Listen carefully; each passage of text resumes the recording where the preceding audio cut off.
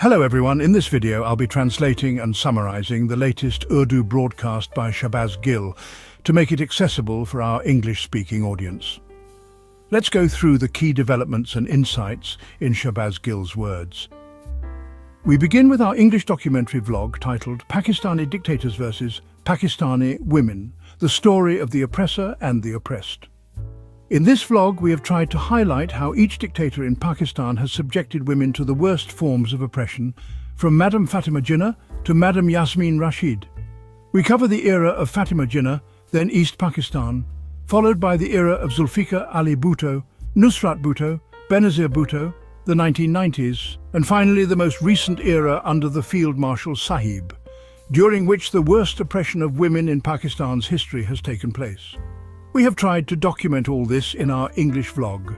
We request you to watch it and share the link with your friends and colleagues. We have also sent the link through our WhatsApp channel, and it is available in the description and comments section of this vlog. We'll also display the link on screen. Please do share it so that it reaches more people. Our message, which is essentially your message, is to showcase how resilient the women of Pakistan are. Despite extreme oppression, they stood tall, demonstrating bravery, courage, determination and strength, something rarely witnessed in any other part of the world. That was our lead story. Now let's move on to today's other important news. The first story. Our dear DG ISPR. Sahib has gathered hundreds of teachers from across the country, from Multan to Rawalpindi, Peshawar, Quetta.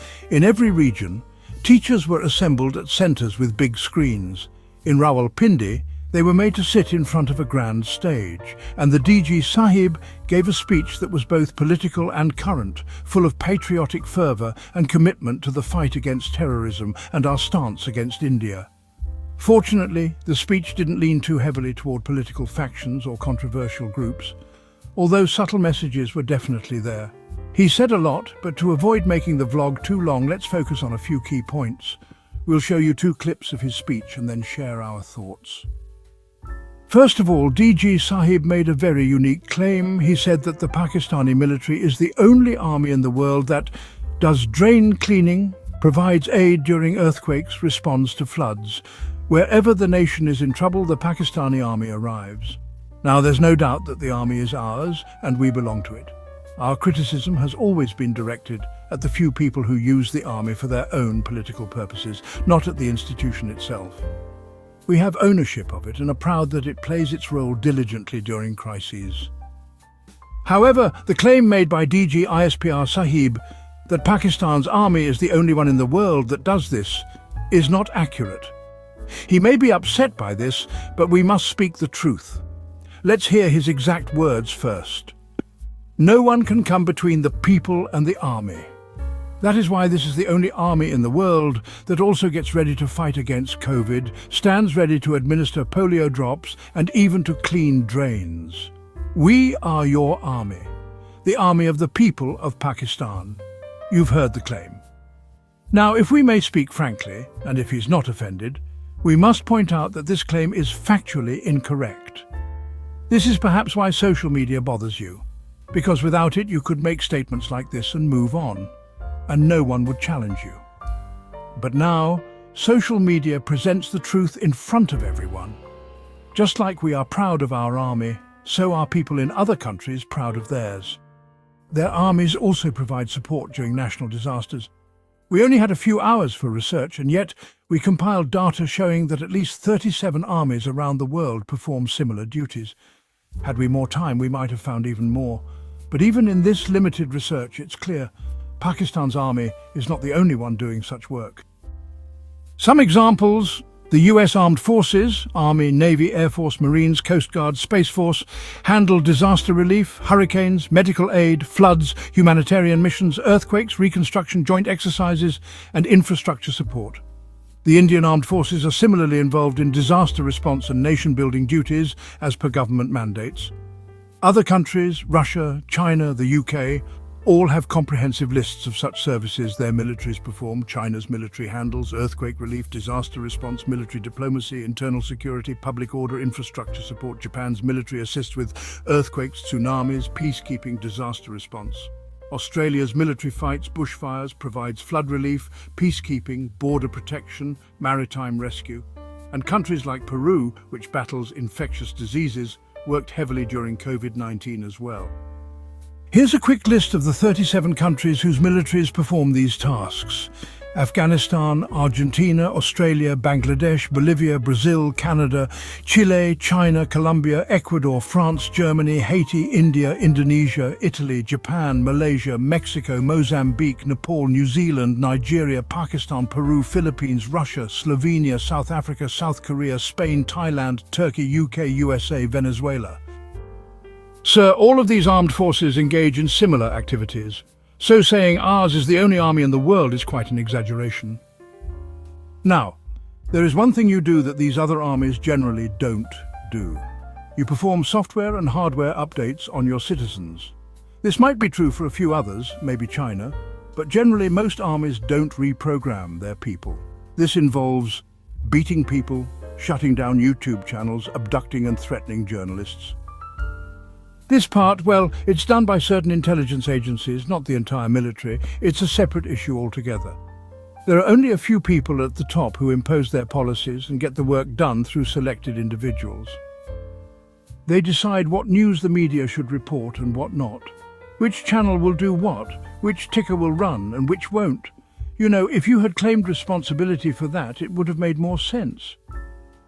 But things like sewer cleaning, COVID relief, flood relief, sir, all 37 of the countries you mentioned earlier also do all these things.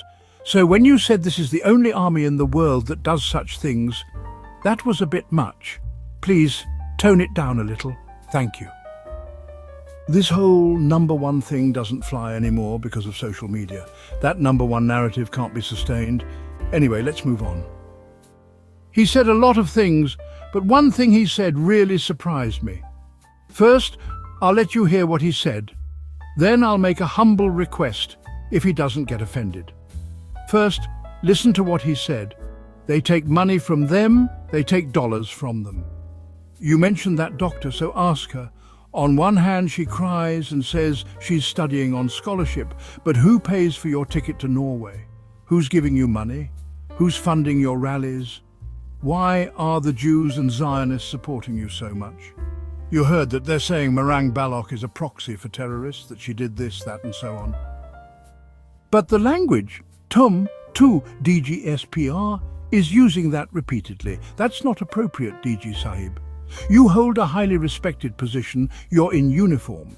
Even if the person you're speaking about were not a woman, you should address them with app. That would honor your office and you. You are a highly respected official in uniform representing a powerful post. Even if she weren't a woman, you should still use app when addressing her. This formality would add dignity to your office and to yourself. Saying tum reflects poorly, not on her, but on you. Imagine tomorrow you refer to me and say, "What respect does Gill deserve? Not even Mr. Gill." That would be inappropriate. No, sir, this undermines your own stature. You are in uniform, speaking from an official post. At least maintain some decorum. Be stern if you must. Call someone a terrorist if that's your conclusion, but do it with proper conduct. You don't need to respond to our requests or concerns, but still, certain things should be done differently.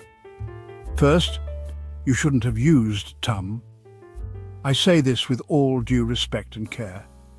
Secondly, even if what you're saying is true, and I can't say if it is or isn't, you may tomorrow declare me a terrorist too. After all, you've already filed terrorism charges against Imran Khan and labelled many involved in the May 9th incidents as terrorists, even from overseas like the US. So now, half the country has been declared terrorists by you. This kind of excessive use of such serious labels has diminished public trust. Even if you're telling the truth about Marang Balok, many won't believe you now because you've devalued the term. And assuming for a moment that you are right, since you are from Punjab and the issues in Balochistan are already sensitive, wouldn't it be better if a Balok political leader spoke on this instead of you? You have people who could do this. You're not an individual speaking privately, you are representing the Pakistan Armed Forces in uniform. Given the circumstances in Balochistan, you know what the ground reality is. Is it wise for you, wearing a uniform, to directly attack a woman, right or wrong, terrorist or not? Because if you do, it becomes you versus her or the armed forces versus her. That's not intelligent, sir. That's why we say politics is not your job. Fighting terrorism is your job, not making political statements. Why? Because you hold hard power, not soft power. Soft power belongs to politicians. They can step forward, back off, even apologize. You can't do that as easily. So if such statements must be made, let a politician say them, not you. Don't take such hard positions. When you speak in uniform, you represent the whole armed forces. Save your strength for real combat against terrorists, not in political debates. But now it seems you've confused your role. You've stepped so deep into politics that now you build all the narratives against India, against others. Yes, maybe in the India case you gain mileage, but in this Balochistan matter, you're earning a negative scorecard. Maybe overconfidence led you here. Anyway, we can only advise. Now, on to the next news from Karachi. In Landi Jail, also known as Malia Jail, in some reports 216 prisoners escaped after cracks formed in the walls due to an earthquake. Police and rangers have started a search operation. Reportedly, 80 of the escaped inmates have been recaptured, while 135 remain at large. One prisoner was killed, 3 injured, along with 2 FC and 2 police officers. The prisoners broke through the main gate and a weak wall and also seized weapons from police. Sindh's Minister for Jails has called for a report on the incident. Police are announcing in mosques that the escapees aren't even wearing shoes, asking for public help in identifying and reporting any sightings. But here's a heartwarming twist. One mother brought her son back to the jail herself after he escaped and came home. She said she's a law-abiding citizen and could not let her son remain a fugitive. Courts should show leniency to such a child who listened to his mother. We don't know what his crime was. Maybe it was just poverty or a petty offence. In Sindh, humanity is rare, but such people deserve recognition. Next headline. A cybercrime case has been filed against Shahbaz Gill by the National Cybercrime Investigation Agency on the complaint of former police officer Mazhar Iqbal. Gill allegedly uploaded defamatory videos on YouTube and TikTok targeting Mazhar and his family.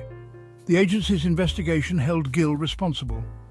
I don't know about TikTok, but we did run a YouTube story that Dawn News and Lahore News had already covered. The allegations involved cross-border drug smuggling via drones, which we reported referencing these sources.